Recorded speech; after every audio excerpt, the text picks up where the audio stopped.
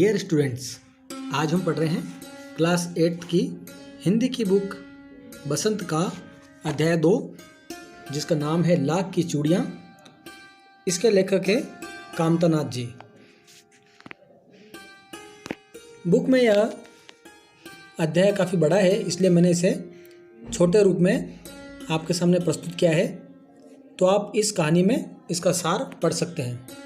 तो लीजिए शुरू करते हैं हमारी आज की कहानी, जिसका नाम है लाख की चूड़ियाँ।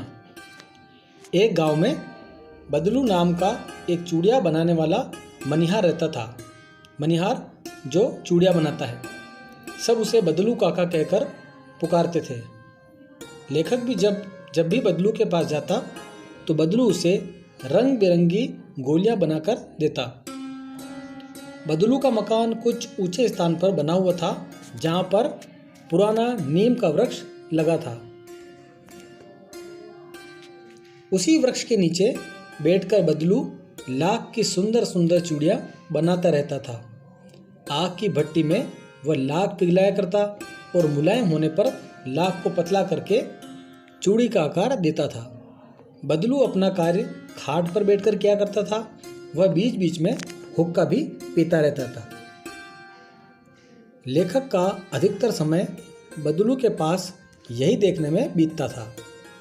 गांव की सारी स्त्रियां उसी की चूड़ियाँ खरीदकर पहनती थी, क्योंकि उसकी बनाई चूड़ियाँ सबसे अच्छी होती थी। और सबसे बड़ी बात, वह कभी भी चूड़ियों के पैसे नहीं लेता था, यानी पैसों में वह चूड़ियाँ नहीं बेचता था। वह अभी तक वस्तु विनिमय का ही तरीका अपनाता था, यानी लोग अनाज के बदले उससे चूड़ियाँ ले जाते थे। वह स्वभाव से भी बहुत सीधा था। उसे कभी भी किसी ने झगड़ते हुए नहीं देखा। कभी कभी शादी विवाह के अवसरों पर वह जिद पर अड़ जाता था, क्योंकि भले ही जीवन भर की चूड़ियाँ मुफ्त ले जाएं, परंतु विवाह के अवसर पर वह सारी कसर निकाल देता था। वह जानता था कि शादी के समय ही इसका महत्व अधिक है। विवाह के अवसर पर चूड़ियों का मूल्य इतना बढ़ जाता कि उसके लिए उसकी घरवाली को बहुत सारे वस्त्र, ढेरों अनाज और बदलू को पगड़ी मिलती, और साथ में रुपए मिलते वो अलग। बदलू को इस बात से बहुत चिढ़ होती थी जब वह किसी स्त्री को कांच की चूड़ियाँ पहने देख लेता था। वह अंदर ही अंदर क्रोध करता, कभी कभी 2-4 बातें सुना भी देता। लेखक से वह घंटों बातें किया करता था।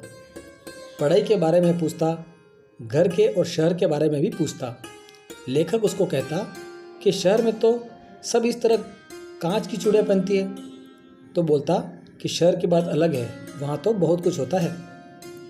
बदलू लेखक की अच्छी खातिर भी किया करता।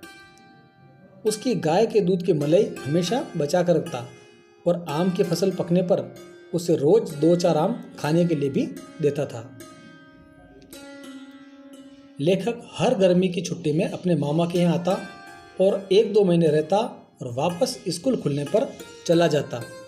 साथ ही बदलू के साथ भी समय बिताता। एक बार लेखक के पिताजी की दूर शहर में बदली हो गई, यानी ट्रांसफ़र हो गया, और बहुत लंबे समय तक लेखक गांव नहीं आ सका। 8-10 वर्षों के बाद जब वह आया तो लेखक बड़ा हो चुका था और लाख की गोलियों में भी उसकी कोई रुचि नहीं रह गई थी। गांव में लेखक ने देखा कि सभी स्त्रियां अब कांच की चूड़ियाँ पहनने लगी हैं। तभी उसे बदलू का ध्यान आया और लेखक शाम को घूमते हुए उसके घर गया। बदलू वहीं चबूतरे पर नीम के नीचे एक खाट पर लेटा था। लेखक ने बदलू काका को नमस्ते किया। पहले तो उसने नहीं पहचाना, परंतु बाद में नमस्ते का उत्तर देकर उठकर खाट पर बैठ गया और लेखक की तरफ देखता रहा। जब लेखक ने अपना परिचय दिया और कहा कि मैं आपसे लाख की गोलियां बनवा कर ले जाता था, फिर बदलू उसे पहचान गया और बोला, आओ आओ बैठो, बहुत दिनों बाद गांव आए। लेखक ने इधर उधर देखा। उसे न तो खटिया नजर आई, न ही चूड़ियाँ बनाने के लिए भट्टी। तब लेखक ने बदलू से पूछा कि आजकल चूड़ियों का काम क्यों नहीं करते? आजकल काम नहीं करते क्या? तो बदलू बोला, नहीं, यह काम तो कई सालों से बंद है। अब गांव-गांव में लोग कांच की चूड़ियां ही पहनते हैं, लाख की चूड़ियों को कौन पूछे। खेत भी अब मशीन से जोते जाते हैं और जो सुंदरता कांच की चूड़ियों में होती है वह लाख की चूड़ियों में कहाँ संभव है। लेखक ने कहा, लेकिन कांच तो बड़ा खतरनाक होता है, वह जल्दी टूट जाता है। बात करते करते बदलू को खांसी आने लगी। अब वह बूढ़ा हो चुका था, उसके सिर की नसें भी दिखने लगी थी। बदलू ने कहा, मुझे दमा नहीं है, बस 1-2 महीने से खांसी आ रही है, ठीक हो जाऊंगा। लेखक सोचने लगा, किस मशीनी युग ने कितने लोगों के रोजगार छीन लिए हैं। लेकिन फिर उसने बदलू से पूछा कि काका, आम की फसल कैसी है। तो बदलू बोला, बहुत अच्छी है, और अपनी बेटी को आवाज़ देकर आम मंगवाए और बोला, माफ़ करना बेटा, मैं आम खिलाना भूल ही गया था, तुम्हें आम खिलाए बिना जाने कैसे दूंगा।